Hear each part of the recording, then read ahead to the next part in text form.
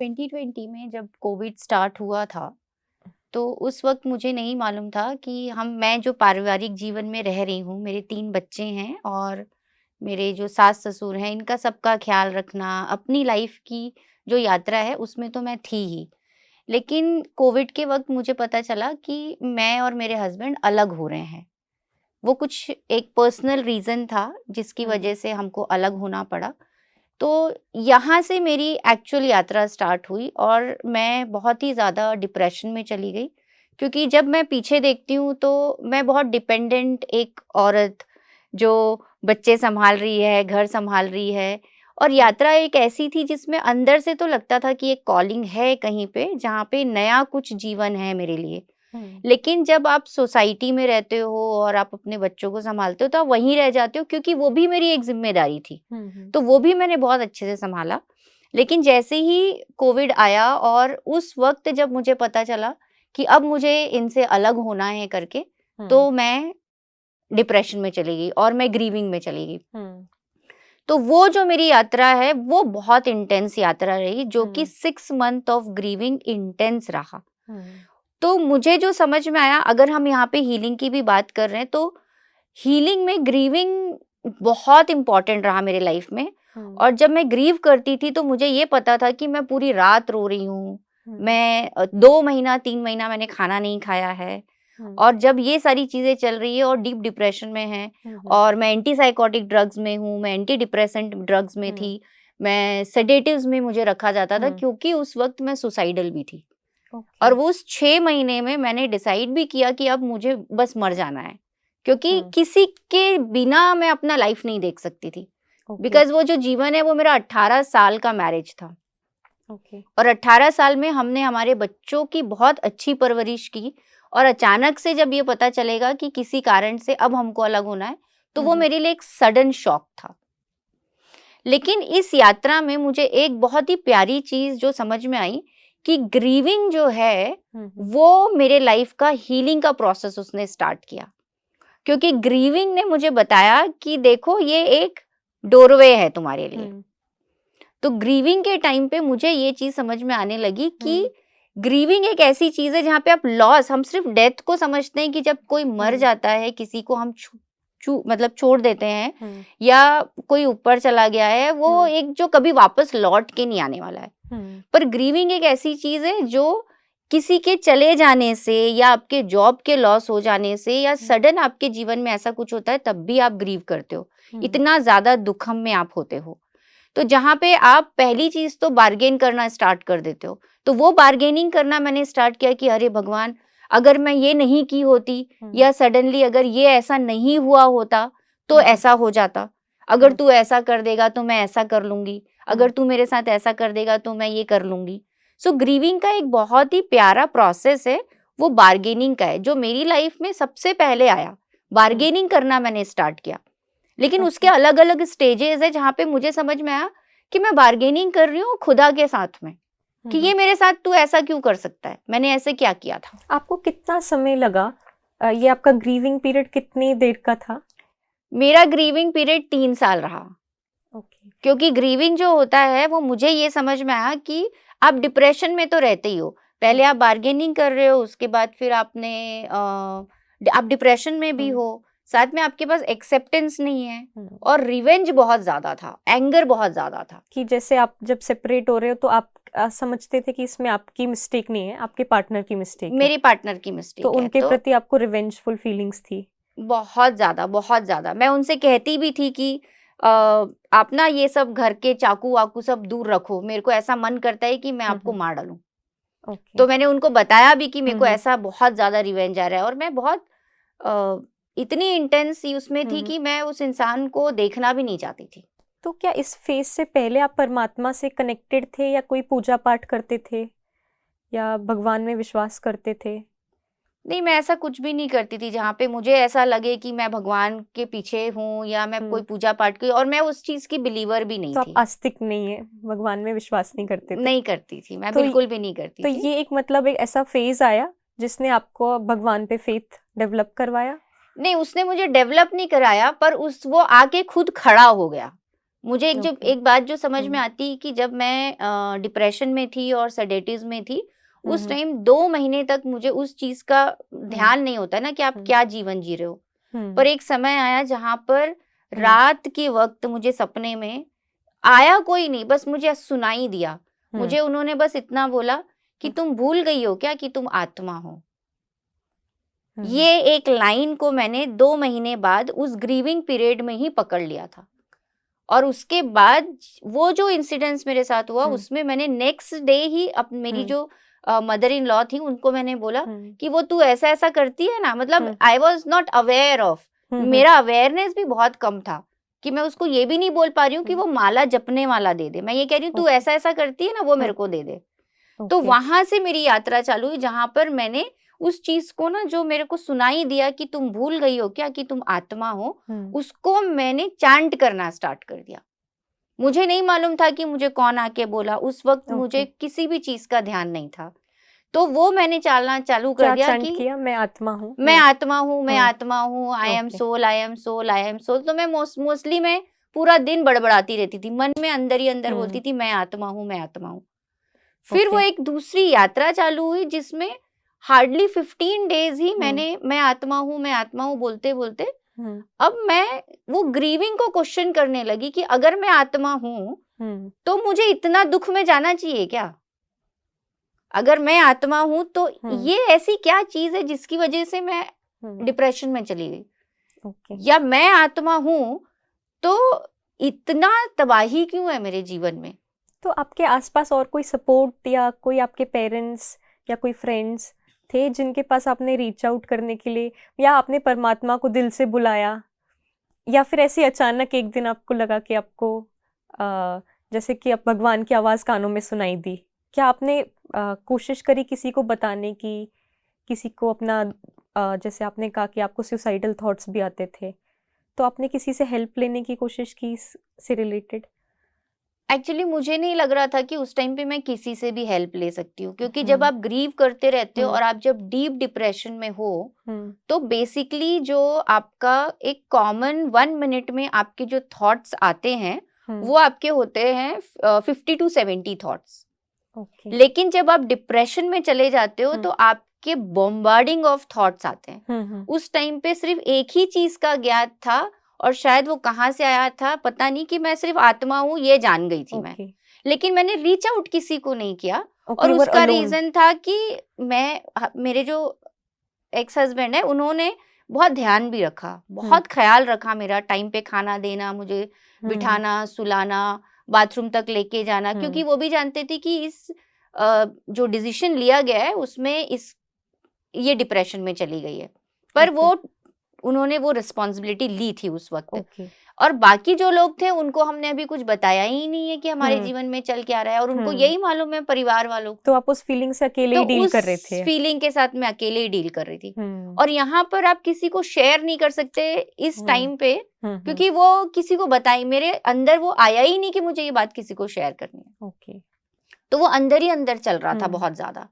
लेकिन 15 दिनों बाद ही जब मैं मैं हुँ, आत्मा हूँ, जब मैं ये करने लगी, हुँ, तब मुझे सचमुच में ये फ़ील हुआ कि फिर ये सब क्या है जो बाहर चल रहा है। हुँ, तब मुझे पहली बार रिकॉग्नाइज़ किया मैंने, सब चीज़ पहली बार मैं अवेयरनेस में आई हुँ, कि ये जो आत्मा है वो तो है, लेकिन ये जो ग्रीविंग हो रहा है वो हुँ, किसके साथ में हो रहा है। हुँ, तब मुझे पता चला कि ग्रीविंग तो माइंड के साथ में हो रहा है। और मेरे लिए बहुत क्लियर था वो चीज़ कि देखो ये तुम्हारा दिमाग जो है बार-बार इस चीज़ को दुखी दुखी हुँ, में जा रहा है, दुःख हो रहा है, दुःख में जा रहे हो तुम ऐसे हुँ, करके। तो एक यहाँ चालू हुआ, लेकिन तुरंत उसी पल में दूसरी एक बहुत प्यारी चीज़ ग्रीविंग के साथ में स्टार्ट हुई, हुँ, जो कि ग्रैटिट्यूड आया मेरी लाइफ में। अच्छा, तो जब वो ग्रैटिट्यूड मेरे अंदर हुँ, आया, हुँ, तो मैंने जिन्होंने अब मेरे हुँ, सेपरेशन के टाइम आई स्टार्टेड सेइंग कि thank you, thank you, thank you, कि हुँ, हुँ, तुमने मेरे साथ ये काम किया। हुँ, अगर तुम ये नहीं करते, हुँ, तो आज जो मैं हूँ शायद मैं वो समझ नहीं पाती कि मैं कौन हूँ। या जो भी एक्सपीरियंस मैं ले हुँ। रही थी उस टाइम पे, इवन दुःख का एक्सपीरियंस भी मुझे लगता है कि मेरे लिए बहुत इम्पोर्टेंट था। तो ये ग्रैटिट्यूड की फीलिंग आपको अचानक कैसे आई? क्योंकि आप तो बहुत डिप्रेसिव फेज़ में थे और अचानक से आपको ग्रैटिट्यूड की तरफ ध्यान कैसे गया? क्योंकि जनरली जो डिप्रेशन में होता है उसको सिर्फ वही दिखता है कि मेरी लाइफ में ये बुरा है, ये नहीं है, ये मिसिंग है, ये गलत है मेरे साथ। ऐसे समय पे आपको पॉजिटिव चीज़ें या थैंकफुलनेस की फीलिंग्स कैसे जनरेट हुई आपके अंदर? सच पूछा जाए तो मुझे भी ऐसा लगता है कि जिस दिन मैंने ये सुना था कि तुम आत्मा हो, हम्म मुझे लगता है उसी पल से कोई ऐसी कोई हायर सेल्फ है या कोई हम्म कोई कोई कोई एक सुप्रीम पावर है। हम्म मुझे तो यही समझ में आता है, यही ज्ञात होता है कि एक सुप्रीम पावर है जो मेरी तरफ मुझे पूरा सपोर्ट कर रहा था। बिल्कुल। तो जो एक आत्मा की यात्रा होनी चाहिए, मुझे ऐसा अब याद आ रहा है। इवन जब हम बात कर रहे हैं तब भी मुझे अभी अवेयरनेस में आ रहा है, क्योंकि अब ये बहुत चीजें जीवन में हुई हैं। तो अभी जैसे आप बात कर रहे हो तो तब मुझे याद आ रहा है कि वो यात्रा में जब आप सोल की यात्रा में हो तो मुझे लग रहा है कि हाँ, यहाँ ग्रैटिट्यूड होना चाहिए। क्योंकि जब आप सोल के उसमें ध्यान में चले जाते हो तो फिर उसका जो मेन उसको जो होना चाहिए, उसके जो भी जो कहते हैं ना कि कभी कभी माला जो होती है ना वो छोटी छोटी होती है और तब जाके वो माला मोती आप बनाते हो तब होता है। तो उसमें सबसे पहले मेरी माला में ग्रैटिट्यूड आया। तो वो भी मुझे ऐसा लग रहा है कि वो परमात्मा की देन है, जो कि मुझे रात में कुछ ना कुछ तो नॉलेज मिलता था। तो एक डिवाइन विजडम आपको, बाबा सीधा आपके बुद्धि में आपको टच करते थे, जिससे मतलब कहीं से आपने कुछ पढ़ा नहीं, मैंने कहीं से कुछ नहीं पढ़ा, काउंसलिंग नहीं ली, कुछ नहीं ली। तो मतलब आपको ऐसा लगता है कि जो आपका डिफिकल्ट फेज आया सेपरेशन का, ये आपको परमात्मा इसको यूज करके आपको एनलाइटनमेंट की तरफ लेके जा रहा था?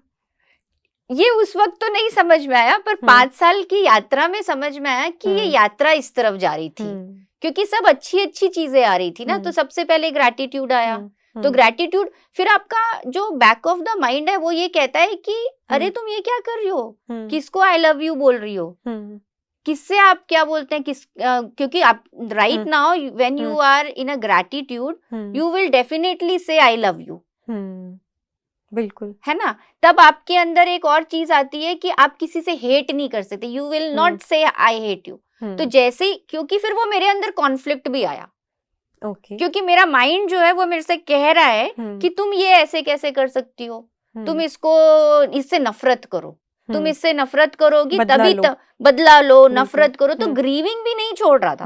इट डजंट मीन कि वहां पर ग्रीविंग खत्म हो गया, ग्रीविंग के पीक लेवल पे थी मैं, और उसी लेवल पे एक तरफ आपको कोई आके बोल रहा है कि तुम सो लो, और फिर कोई बोल रहा है कि तुम ग्रैटिट्यूड फील करो, तुम इनको थैंक यू बोलो।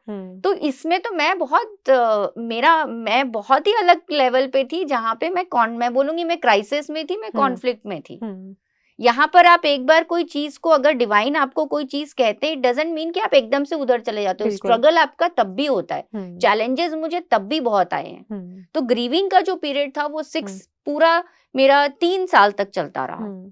तो 3 साल की ग्रीविंग में या तो वो कभी लंबा चलता था कि भाई एक महीना मैं ग्रीव कर रही हूँ, और पूरा महीना, मतलब जो मैं ग्रीविंग कर रही हूँ तो मैं ना खाना खाती थी ना मैं पानी पीती थी, और उस टाइम पे दिनचर्या भी चल रही है मेरी, ये सारी चीजें। तो सबसे पहला हीलिंग भी अगर मैं बोलूंगी एज अ हीलर, कि आप अगर किसी भी चीज को, आपके जीवन में कुछ भी चल रहा हो, अगर आप ग्रैटिट्यूड के पोजीशन में आके खड़े हो जाते हो तो आप बहुत जल्दी आगे बढ़ोगे। ओके, अगर कुछ आप छोटे टिप्स कुछ उन लोगों को देना चाहे, क्योंकि मैं समझती हूँ कई लोग ऐसे होंगे जो शायद सिमिलर सिचुएशन से गो थ्रू कर रहे होंगे, या कोई और ग्रीफ या किसी के लॉस का या किसी दुख में होंगे। तो अगर आप अभी अपने, if you look back to your journey, कुछ ऐसे लेसन्स जो आपको लगता है अगर कि उनको क्या करना चाहिए उस समय, क्योंकि कुछ समझ नहीं आता, तो ऐसे सिचुएशन पे आपने जो आपके लाइफ एक्सपीरियंसेस से सीखा, उनको आप कुछ शेयर कर सकते हो? मैंने जब ग्रीविंग को समझने की कोशिश की तो मुझे एक ही चीज समझ में आया कि दोनों बहुत, मेरा जो लाइफ है वो बहुत इंटर रिलेटेड है, हर चीज के साथ में एक दूसरे से बहुत ज्यादा जुड़ा हुआ है। इंटर रिलेटेड भी है, इंटर डिपेंडेंट भी है, और इंटर रिलेशनल भी है, सब कुछ। तो ग्रीविंग भी हो रहा है, और यहाँ पे मैं उस इंसान को थैंक यू बोलूं, अंदर से ग्रैटिट्यूड फील करूं, और मैं उसको उतना ही प्यार भी कर पाऊं, ये मुश्किल है। थैंक यू बोलना मेरे लिए आसान था, तो मैं एवरी डे मैं उस इंसान को ग्रेटिट्यूड नहीं फील करा रही हूँ, मतलब अपने अंदर में उस इंसान के लिए ग्रेटिट्यूड नहीं फील कर रही हूँ। अभी मेरी सिचुएशन को, मेरे थॉट प्रोसेस को जो हो रहा है और जो दुख में है, मैं उसको थैंक यू बोल रही हूँ कि thank you for coming in my life. तो जो भी चीज आपकी लाइफ में आता है वो आपको कुछ ना कुछ सिखाने के लिए आया। बहुत सुंदर आपने बताया, क्योंकि जब तक आप वहां से कोई चीज को सीखोगे नहीं, तब तक फिर बहुत मुश्किल है। तो हमारी जो प्रॉब्लम्स हमारे पास आ रही है, हमें एक्चुअली ऐसा सोचना चाहिए, thank you for coming to my life. हाँ, यू नीड टू थैंक्स, चाहे हम दुखी भी क्यों ना हो। तो क्योंकि आप एक्सपीरियंस कुछ और कर रहे हो ना, वो लेवल ऑफ एक्सपीरियंस जो है सोल लेवल पे, अब मैं जो बात करी वो सोल लेवल पे। तो एट दैट टाइम अभी मुझे ये रियलाइज होता है कि उस टाइम पे तो मैं एक माँ भी हूँ, मैं एक भावना भी हूँ और एक मैं वाइफ भी हूँ। जब मैं धीरे धीरे अध्यात्म में आने लगी, तब जाके मुझे समझ में आया कि मैं उनमें से कुछ नहीं हूँ। तो मुझे सिर्फ इसी चीज का ज्ञात रहा कि मैं तो हर चीज के लिए थैंक यू बोल सकती हूँ। तो जब हम दुख में उस दुख के एक्सपीरियंस को थैंक यू बोलेंगे, तब जाके हमारी लर्निंग हमको समझ में आएगी and you will feel grounded. मुझे तो बहुत ग्राउंडेड फील होता था, मुझे बहुत सेंटर्ड फील होता था कि आज मैं कहीं पर हूँ, आज मैं कहीं पर पहुंच गई हूँ। लेकिन उसको भी पूरे तरीके से आप नहीं कर पाओगे। जब आपके साथ कोई गलत करेगा, मैं अपना एग्जाम्पल नहीं दे रही हूँ, पर ऐसे मेरे पास बहुत सारे क्लाइंट है जो डिप्रेशन में है, जिनका एब्यूजिव लाइफ रहा है, चाहे वो हस्बैंड के साथ में हो, पेरेंट्स के साथ में हो। मेरा खुद का एब्यूजिव लाइफ था पूरी बचपन में। मेरे को बिल्कुल भी सपोर्ट नहीं मिला बहुत सारी जगह पे, और वो एक अलग यात्रा थी मेरी। लेकिन यहाँ पर आने के बाद आप किसी को ग्रैटिट्यूड कैसे दोगे? तो वो बहुत डीप लेवल पे ग्रैटिट्यूड नहीं होता है, वो सिर्फ एक अंडरस्टैंडिंग होती है। पहले आपको ऐसा लगता है कि ये एक समझ बनी है मेरी अभी कि मुझे थैंक यू बोलना है, ग्रैटिट्यूड में आना है। फिर धीरे धीरे आप उसको डीपन करते जाते हो। एक बार में नहीं होता है, आपको एफर्ट डालने पड़ेंगे। अगर आपने एफर्ट्स नहीं डाला, क्योंकि आपको एक बार नॉलेज तो मिल गया डिवाइन से, फिर आपको उसी चीज को अपने अंदर उसको आपको जैसे आप खोदोगे ना, उस तरीके से मेहनत करनी पड़ेगी आपको। उसका अंदर तक जाना बहुत जरूरी है। आपको बार बार ग्रैटिट्यूड में आना पड़ेगा। कुछ लोग भावना जी ऐसे है जो जैसे रेगुलर जिनकी जॉब्स है या कुछ काम पे जाते हैं, जैसे उस टाइम पे आप एक हाउसवाइफ थे तो आप अपने लिए वो समय निकाल पाए, और कई लोग जो बहुत रेगुलर काम पे जाते हैं और नहीं छोड़ सकते अपनी जॉब, तो वो क्या करते हैं, इन फीलिंग्स को सप्रेस कर देते हैं कि नहीं हम ठीक है, और चले जाते हैं, और वो डिप्रेशन उनके साथ ही बहुत समय तक रहता है। तो वो अपने लिए ये टाइम कैसे, मतलब आपने ऐसा क्या किया, कुछ ऐसा जो रात को सोते समय वो करे, या वो अपने लिए अपने साथ ऐसा समय कैसे निकाले, और कितना ज़रूरी है? क्या जॉब छोड़ के अपने साथ टाइम निकालना इम्पोर्टेंट है? क्या आप ऐसा सजेस्ट करेंगे कि सब कुछ छोड़ के हम पहले अपने डिप्रेशन को ठीक करें? नहीं, इसमें कहीं पे भी आपको छोड़ने की, किसी चीज को भी छोड़ने की जरूरत नहीं है। सबसे पहले लोग यही गलती करते हैं कि ना ऐसे एंड टू एंड देखते हैं। योगी जीवन है या फिर आपका नॉर्मल जीवन है, सबको लेते हुए हम चल रहे हैं, लेकिन अपने अंदर हम काम कर रहे हैं। इसमें आपके लिए सबसे पहले जो मेरी लाइफ में आया, अगेन मैं एक चीज बोलूंगी कि इससे पहले तक मैंने अपने जीवन को बिल्कुल भी टाइम नहीं दिया। आपने कभी इनर वर्क नहीं किया? इनर वर्क मैंने कभी नहीं किया अपने जीवन में, और मुझे लगा भी नहीं कि मुझे इनर वर्क की जरूरत है, क्योंकि मैं अपने बच्चों को संभालने में लगी हुई हूँ। और क्योंकि मेरे बच्चे जो हैं अनस्कूलर हैं, उनकी लर्निंग कैसे होगी, ये सब चीज पे मेरा ज्यादा काम था। मैं उसको ज्यादा समझने की कोशिश कर रही कि लर्निंग कैसे होती है बच्चों की। लेकिन साथ में मैं फार्मिंग भी करती थी। मेरे को फार्मिंग करना बहुत अच्छा लगता था, तो मैं मोस्टली अपना जो समय है वो फार्मिंग पे लगाती थी। तो जो लोग नंगे पांव जंगल में चल रहे हो आप या ऐसे कर, तो उनकी ग्राउंडिंग वैसे भी हो जाती है। पर अभी अगर हम जो बात कर रहे हैं, अगर हमको ऐसा लगता है कि मैं डिप्रेशन में हूँ, डे टू डे लाइफ में मेरे जीवन में कुछ भी नहीं है, तो फिर भी लोग टाइम निकाल लेते हैं कहीं जाने के लिए। 2 दिन की छुट्टी निकाल लेते हैं, या तो अभी आप देखो माउंट आबू में कितने सारे लोग हैं जो गाड़ी में आए हैं, पर अगर वो माइंडफुली हो तो सिर्फ इसके लिए नहीं कि मैं अपने को 2 दिन की छुट्टी मिली है और मैं चला गया गाड़ी पकड़ के और हमने बहुत मौज मजे कर लिए और फिर हम क्या बोलते हैं फिर अपने नौकरी पे हम चले गए। अगर उसी चीज को आप माइंडफुली अवेयरनेस के साथ अपनी छुट्टियां बिताते हो, मुझे लगता है कि आपका आने वाला जो टाइम है जहाँ पे आप बार बार अपने नौकरी पे जाना है, अपना वो जो आपका बिजी लाइफ है उसमें बहुत जल्दी बैलेंस बन जाएगा। तो अपनी छुट्टियां भी अगर आप माइंडफुली बिता रहे हो कि भैया नहीं मैं कहीं पर भी जा रहा हूँ तो शांत रहने, जहाँ पे शांत है मैं वहां पे जाऊं, अपने आप से मैं बात कर सकूं, थोड़ा मैं राइटिंग वर्क कर सकूं कि मैं अपने जितने भी मेरे इमोशंस है मैं वो सारे लिख सकूं, मेरे जो भी मेरे अंदर चल रहा है उसको मैं जर्नलिंग करूं और मैं लिख सकूं। तो वो बहुत इंपॉर्टेंट है। आप चाहे तो आप उस चीज के लिए पेंटिंग कर सकते हो अपने घर में, आप पेपर्स रखो, आप स्केच पेन रखो, जो मन कर रहा है आप उसके साथ में कभी भी अपने इमोशंस को दबाएं नहीं, चाहे उसको लिख के एक्सप्रेस करे, किसी से बात करके एक्सप्रेस करे, पेंट करके एक्सप्रेस करे। यस तो किसी भी तरीके से आपको उस इमोशंस को बॉडी से निकालना है, पर एक्सप्रेशन तो होना चाहिए। ओके, तो इस तरीके से आप अपना जो वर्क लाइफ बैलेंस है उसको आप आराम से बैलेंस बना सकते हो। थैंक यू भावना जी, आपके समय के लिए बहुत बहुत शुक्रिया। आपकी जर्नी को हम कंटिन्यू रखेंगे और आने वाले एपिसोड्स में हम आपकी जर्नी को और डीपली अंडरस्टैंड करेंगे और हीलिंग सीखेंगे आपसे, और ये भी सीखेंगे कि अपने चैलेंजेस में कैसे अपनी फीलिंग्स को देखते हुए उनके प्रति ग्रैटिट्यूड और थैंकफुलनेस हमें एक्सपीरियंस करना चाहिए और अपने प्रॉब्लम्स को थैंक यू बोलना चाहिए। बहुत बहुत शुक्रिया आपका। थैंक यू आकांक्षा। तो आप सब भी हमारे साथ बने रहिए, हम भी एक्सप्लोर करेंगे कि कैसे हम अपने आप को खुद हील कर सकते हैं और अपने हीलर बन सकते हैं। और इसी तरह हम नई नई चीज़ें, जैसे हमने आज सीखा कि हमें अपने दुख की फीलिंग्स को, दुख होते हुए भी हमें दुख के प्रति ग्रैटिट्यूड एक्सप्रेस करना चाहिए। एक बहुत नई चीज़ मैंने सीखी कि हमें अपनी प्रॉब्लम्स को थैंक यू बोलना चाहिए कि प्रॉब्लम्स हमारी लाइफ में आए, हम अब इनसे सीख के एक बेहतर इंसान बनेंगे, एक पावरफुल व्यक्तित्व बनेंगे, उसके लिए हमें उन्हें थैंक करना चाहिए। और जब भी हम अपनी लाइफ को पीछे की तरफ देखते हैं तो हम यही समझते हैं कि हम आज जो भी है हमारे पास्ट की वजह से है। तो इसी सीखों को हम आगे कंटिन्यू करेंगे और भावना जी से उनकी लाइफ स्टोरी को आगे सुनेंगे। तब तक के लिए थैंक यू।